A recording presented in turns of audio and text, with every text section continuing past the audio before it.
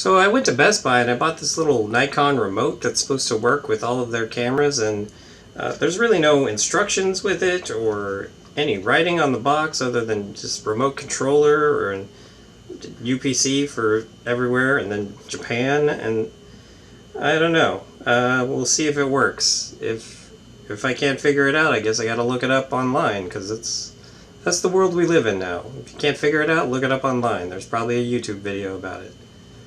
This is not a YouTube video about how to make this work. So, if that's what you're looking for, sorry to disappoint you.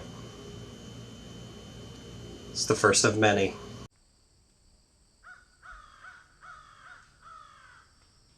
Hey guys, Sean here. So this week we're going to do a little bit of a combo video. We're going to do the going to a convention, walking around, looking at the stuff, although I do not have a lot of footage of that because, well, I'll explain later down the line when we actually start looking at the footage.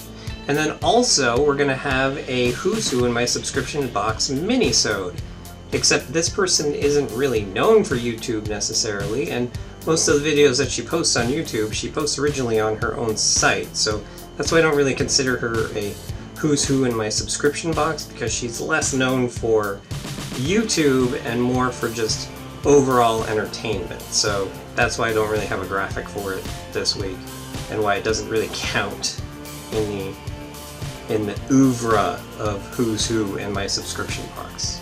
So, since talking about her is something I've been promising to do for a few months now, let's get to it. For starters, let's go back to when we went back before in the Grace Helbig video, around 2009, 2010-ish, and when I was watching a ton of G4 TV. And much like with Grace Helbig, I was watching Attack of the Show one day. This was after Olivia Munn had left and before Candace Bailey had come in to be the new co-host of the show, and they were trying out different hosts every week, and really who could make a good replacement for Olivia Munn with Kevin Pereira on Attack of the Show every day. One day they brought in this body buxom blonde that had short blonde hair, was almost platinum blonde but not that blonde, and she was just super energetic, just insane, and just instantly, like, when you saw her, you were like, she's amazing. I want to know her. Her name was Carrie Keagan.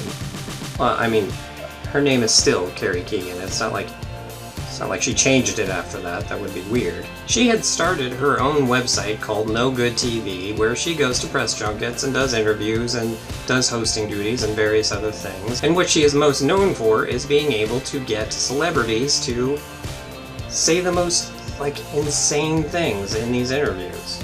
Press junkets, if you aren't aware, is when they bring actors and directors and sometimes producers into a hotel room and they sit them in front of a black curtain with, the movie poster behind them, and they're sitting, in the director's chairs, and then they sit there for 8 hours a day and they just rotate in reporters, one at a time. It'll be, someone from Entertainment Tonight, it'll be someone from Access Hollywood, it'll be someone from Extra, it'll then be someone from your local news, it'll be someone from blogs, it'll be someone from newspapers, it's just, a non-stop stream of just reporters. And 9 times out of 10, they will always ask the same questions over and over and over and over for 8 hours. So if you're like in a superhero movie, they'll be like, what superpower would you like to have? Or if it's like a horror movie, like, what are you afraid of? It's the same thing over and over and over. So imagine if you were an actor or a producer or a director and you're sitting in these things getting asked the same question over and over and over. Like, you just did a baseball movie. Did you play baseball when you were a kid? Yeah, all of it. Just imagine sitting there and this buxom body blonde shows up and asks the question that she asks in every single one of these junkets to show it's on. Now, since I try to keep all of these videos clean, especially since my mom watches them, I will censor myself.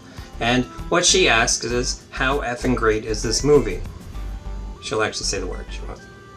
You know the word. You actually just said it in your head. And as soon as the actors, the producers, the directors hear that, they go, wait, what? We can curse on this? Because you can't curse on the news, you can't curse on Extra, you can't curse on Entertainment Tonight. I mean, maybe in magazines and you could curse, but then they would, But for whatever reason, once she says it, the floodgates just open, and you will see the most insane press junket interview for that movie that you could ever see. If you want to see what I'm talking about, just go to NoGoodTV.com and look at Up Close with Carrie, or you could just go to the NoGoodTV YouTube channel, since you're here on YouTube anyway, and all the videos are generally posted there. The most recent one is the Suicide Squad cast. It's a really great interview. Will Smith gets crazy in it. It was 2 months ago, so I don't really remember all this. I just remember Will Smith being like, wow, it's crazy. It's Will Smith as being like that in an interview. That's great. So what else has Carrie Keagan done? Well, she hosted a morning talk show on VH1 called Big Morning Buzz. This was actually kind of a really interesting setup when it first started, because it was in the lobby of VH1, and like in the background was the elevators, and so whenever people would get off the elevators, if like they didn't know, like they were just there for their first time and they step out, they would be like, oh, something's filming, and they'd get back. It was kind of hilarious. She has done acting in a lot of crazy B horror films, including most recently Sharknado 4 on the Sci-Fi Channel, and before that, on Sci-Fi, she was in Dead 7, which was a, let's see if I get this right, it was a zombie western starring boy band members. So there was, you know, there was guys from Backstreet Boys and NSYNC and New Kids on the Block and probably 98 Degrees. It made a lot of 30-year-old women swoon. And what is coming up for her? Well, in January, she will be releasing her first book entitled Everybody Curses, I Swear. Uncensored Tales from the Hollywood Trenches.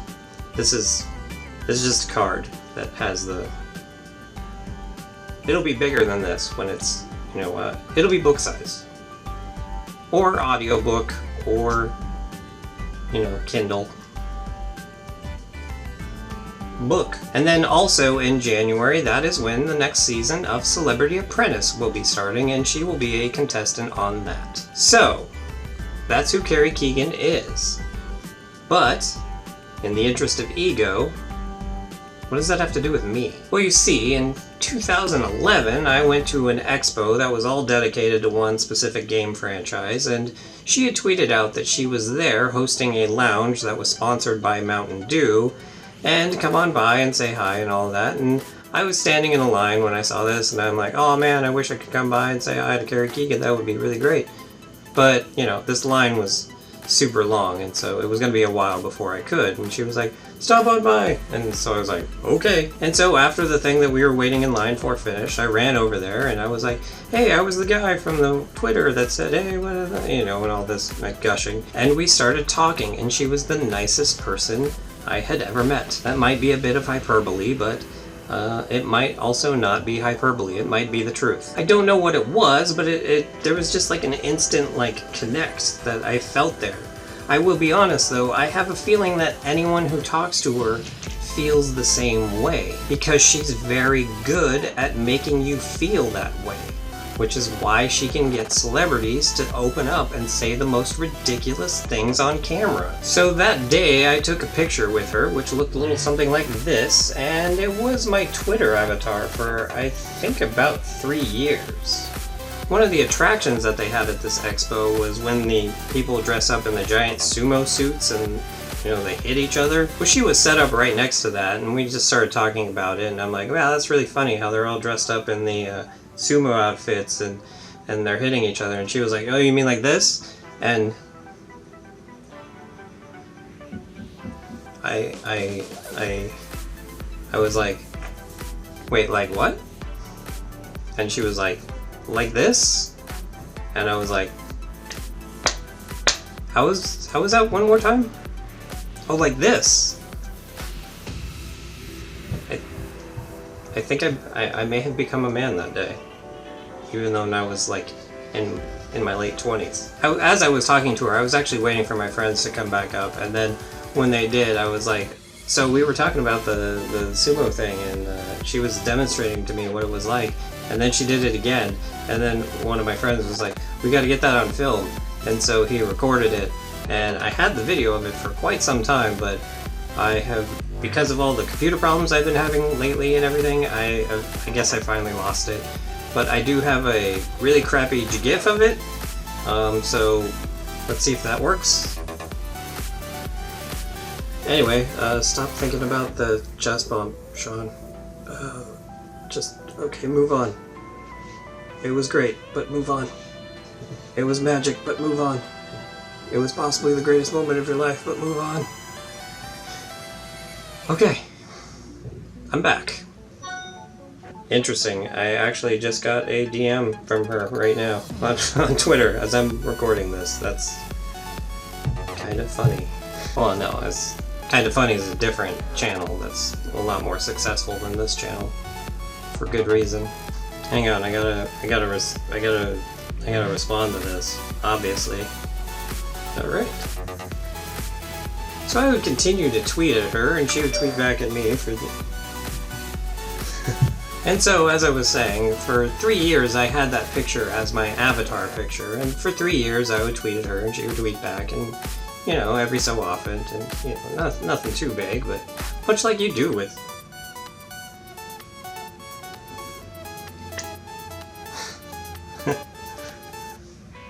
So I'm having this crazy conversation right now. This is... Anyway. So, as I was saying, for 3 years I had that picture as my avatar picture, and I would tweet at her and she would tweet back, and as you do on Twitter with people that you don't necessarily know, but you've met, or that you are a big fan of, or, you know, Twitter. What Twitter is. So cut to 2014 when she said she was going to be taking part in the Peace Fund Games, which was a charity paintball event which was the brainchild of Adrian Paul, who you may know as the Highlander from television and the later movies. Basically, it was 2 teams of celebrities, the red team, which was captained by Carrie Keagan, and the blue team, which was captained by Adrian Paul. If you donated enough money, you got to be on one of the teams. So I was like, I have no dependents, I have money to give to charity, so why don't I go ahead and do this? And so I found myself in December of 2014 driving down to what was almost San Diego and participating in a 2-day paintball event. I did it for 3 main reasons. 1, to donate to charity, which I don't do as much as I really should. 2, to play paintball, which I had never done before, and I wanted to try a new experience and see what it was like. And 3, I got to hang out with Carrie Keagan for 2 days. I mean, did I really need the 1 and the 2? I mean, the 3 was right there the entire time, and it was like 3 through infinity. Was the 3. And it was at that event that she followed me back on Twitter, which, if you don't know how Twitter works, is giving someone the keys to the castle, because they can then direct message you, which is basically a message that only the 2 of you see, that doesn't get posted to Twitter. It's basically like an instant message, but through Twitter. It was on the 2nd day that we ended up taking my new avatar picture.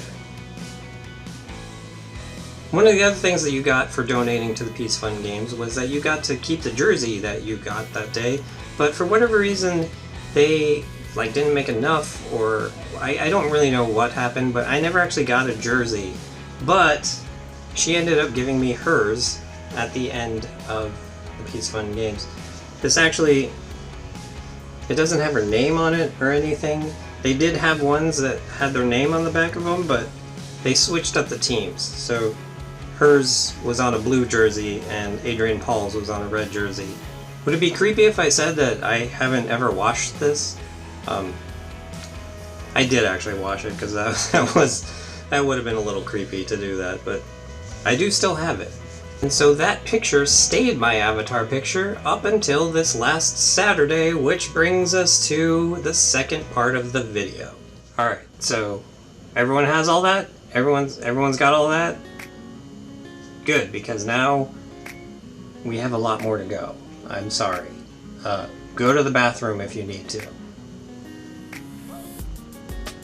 I'm not going to... This isn't me going to the bathroom right now. I'm not that confident of... I know there's like super confident guys that when they go to the bathroom they're just both hands on the hips. No, that's not. So for the last few years there has been a comic book convention in LA called Comikaze. It was a joint comic book convention between Stan Lee and Elvira. It started off relatively small. There was this giant Stan Lee area, there was this giant Elvira area, and then there was smattering of booths and stuff in between. There really wasn't too much to it. There was then like a main stage where they had, you know, interviews and stuff, but it wasn't all that big. But like in 3 years, it has become huge. This year, they actually changed the name of it from Comikaze to Stan Lee's Los Angeles Comic Con.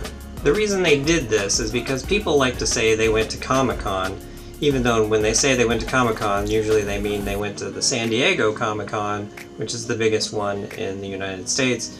But now others are, you know, they're adding Comic-Con to it, so you can be like, I went to Comic-Con, even though you didn't go to the actual San Diego Comic-Con. It's really silly. I mean, people would just say they went to Comic-Con anyway if they would go to Comikaze. I really liked the name Comikaze over Stan Lee's Los Angeles Comic-Con because it was unique, it was different. I still am just going to call it Comikaze from this day forward. So there were a few people that I wanted to see there. First and foremost, as you may have noticed in the thumbnail to this video, was, of course, Carrie Keagan, who you know all about now. Since this was the first time seeing each other in 2 years, we had a lot of catching up to do. Basically, I ended up staying in her booth for a relatively creepy, not creepy 2 hours. We were getting caught up, and so, you know, it's not like she was like, so, did you have other things that you want, you know, we were talking the whole time, and whenever someone came up that wanted to meet her, and I would step back and give them their moment, and it was great to watch because she basically was like interviewing every single person that came up, and you could see her interview skills like with every person that came up. I learned a lot about all these random people, like this guy dressed as Freddy Krueger, right? and this other guy that was into opera, and then there was this couple that had just seen Adrian Paul, because Adrian Paul was there too. They had just seen him speak, and the wife was all like, oh my god, Adrian Paul, and then the husband was like, I want to go see Carrie Keagan, so they traded off in that. But overall, it was a really great start to the convention. Well, I say start to the convention. The convention actually started about 2 hours before that when I first got there, finally found parking, and then got in the line to get in, which took about an hour and a half in the sun. It was miserable, but it was all worth it. One of the things that she was known for when she would guest host Attack of the Show is that they had skits where she was dressed up as Power Girl. Power Girl is an alternate dimension version of Supergirl in the DC universe. What she is most known for is, well, there's a little story. In either the 70s or the 80s, the artist who was working on Power Girl decided that he would start drawing her boobs a little bit bigger each issue, and just see how long it would go before the editors like said anything. And it actually ended up going 8 issues until someone was like, what's going on with her boobs here? And that's what she's known for to this day. She has the most bountiful bosom in the entire DC universe. And so that's one of the things that she would do on Attack of the Show a lot. She would dress up as Power Girl, and she was signing vinyl pops of Power Girl. And when she asked what I wanted her to put on the box, I said, your phone number, but didn't work. It's worth a shot. So eventually it reached her time to leave, and it was my time to go check out the rest of the show, and with that, we have reached the end of the Carrie Keagan talk. I know you're disappointed, but I have to cut it off before it reaches stalker territory. Oh, that was 10 minutes ago? Whatever. So I had originally planned to talk about what else happened at Comikaze, but all of this Carrie Keagan video stuff has ended up going way longer than I originally intended it to, so I'm going to have to split these videos in 2. The rest of the Comikaze stuff may be next week, or it might be the week after. We will see. But to put a button on Carrie Keagan... Does that sound creepy at all? Anyway, as I was talking to her at Comikaze, she actually subscribed to this channel, and I got the notification showing that she subscribed to it. So there is a strong likelihood that she is watching this video. I really don't know what else I can say about her other than she is amazing and you should check her out. I'm going to put a bunch of links down below to her website, to NoGoodTV, to the YouTube channel for NoGoodTV, just anything. that I can think of. Really, you should just check her out wherever you possibly can. And when you do, tell her Sean sent you. And so with that, have a good however long it is until you watch my next video.